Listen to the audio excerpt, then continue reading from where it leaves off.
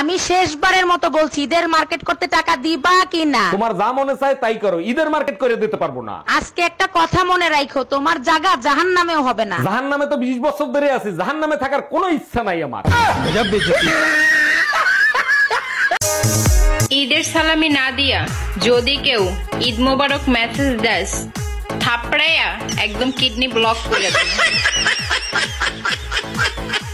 শোনো, এবার ঈদে কিন্তু ঈদ সালামি দ্বিগুণ দিতে হবে, তা না হলে এবার ঈদে কিন্তু কোনো রান্না বাড়ি হবে না। তা তো না হয় দেবো, কিন্তু এই গুজব কে ছড়াচ্ছে মেয়েরা নাকি ঈদের সময় যে ঈদ সালামি পায় সেটা নাকি পুরো রমজান মাসের থাল বাসন ধোয়ার টাকা।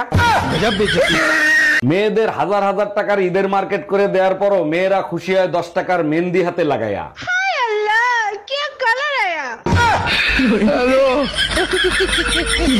আসসালামু আলাইকুম ভাই, ঈদ মোবারক। ওয়ালাইকুম আসসালাম ভাবি, ঈদ মোবারক। ঈদে ভাবিদের সাথে যদি রং ঢং করো আমার থেকে খারাপ কিন্তু কেউ হবে না। ভদ্র হয়ে তো আমিও থাকতে চাই, কিন্তু ভাবিরা যখন কালা শাড়ি পরে আসে মাথা ঠিক থাকে না। কালা শাড়ি আমারও আছে, মাথায় পেঁচায় আগুন ধরাই দেবো।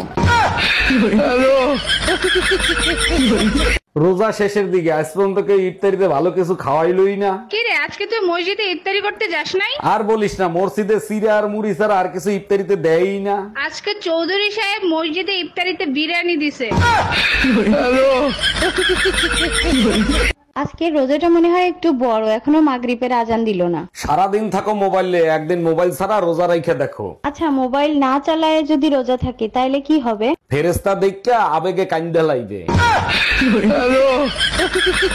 আসসালামু আলাইকুম ভাবি, ঈদ মোবারক। এবার ঈদেও ভাই আসলো না?